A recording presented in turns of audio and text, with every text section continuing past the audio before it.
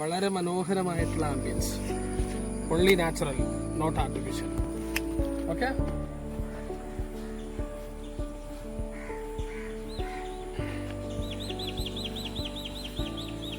Hi friends, നമ്മളിപ്പോൾ ഉള്ളത് പന്തലൂരാണ്.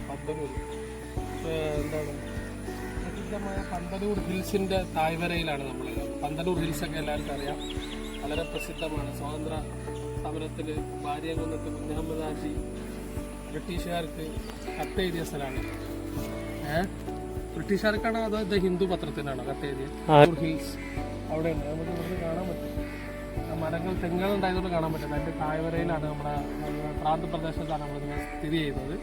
ഇവിടെ ഒരു ഇംഗ്ലീഷ് മീഡിയം സ്കൂളുണ്ട്. ആ സ്കൂളിൽ നമ്മൾ ചെറിയ പിള്ളേർക്ക് പഠിക്കുക, ഇപ്പോൾ 100-300 സ്റ്റുഡൻസാണ് ഉള്ളത്. അപ്പോൾ അവർക്ക് കളിക്കാൻ വേണ്ടിയിട്ടുള്ളൊരു ഗ്രൗണ്ട് ഉണ്ടാക്കി കൊടുത്തതാണ്. 2 വർക്കും കൂടി ഉണ്ട്.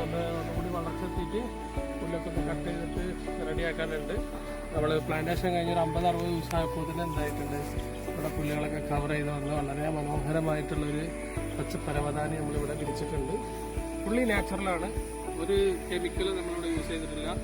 ഇവിടെ എന്താണ്, കളിക്കുമ്പോൾ വിദ്യാർത്ഥികൾക്ക് കാലിന് പരിക്കുണ്ടാവില്ല. ഫുള്ളി നാച്ചുറലാണ്, കണ്ണൻകാലിന് പരിക്കുണ്ടാവില്ല. ഇപ്പോൾ നമുക്കറിയാം, ആർട്ടിഫിഷ്യൽ ടർഫിൽ കളിക്കാൻ പോയിട്ട് ഒരുപാട് വിദ്യാർത്ഥികൾക്ക് എന്തുണ്ടാണ്, ഒരുപാട് സ്റ്റുഡൻസിനും യങ്സ്റ്റേഴ്സിനൊക്കെ പിന്നെ ഇഞ്ചുറീസ് ഉണ്ടാവാറുണ്ട്.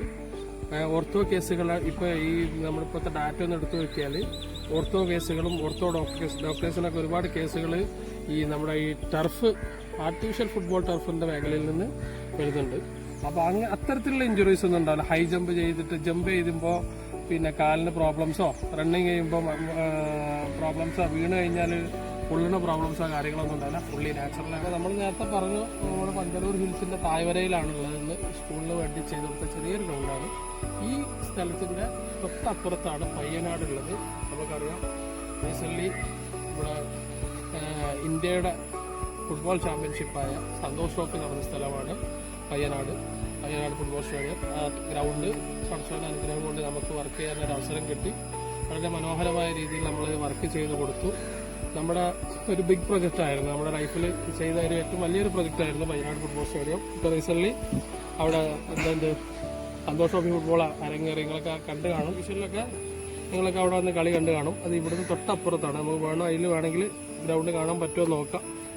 അപ്പോൾ എല്ലാ തരത്തിലുള്ള ഗ്രൗണ്ട് വർക്കുകൾ, football court, tennis court, cricket court, അങ്ങനെയുള്ള സ്പോർട്സ് ആക്ടിവിറ്റീസുമായിട്ടുള്ള സകല വർക്കുകൾക്കും നമ്മളുമായി കോൺടാക്ട് ചെയ്യുക. നമ്മുടെ കോൺടാക്ട് നമ്പർ ഡിസ്ക്രിപ്ഷനിൽ അൻവർ സാഹിബ് കൊടുക്കുന്നതാണ്. അപ്പോൾ എല്ലാവരും നമ്മളിത് സജസ്റ്റ് ചെയ്യുന്നു. വിലമോ തുച്ഛം, ഗുണമോ മെച്ചം. ഓക്കെ, ബൈ, നന്ദി.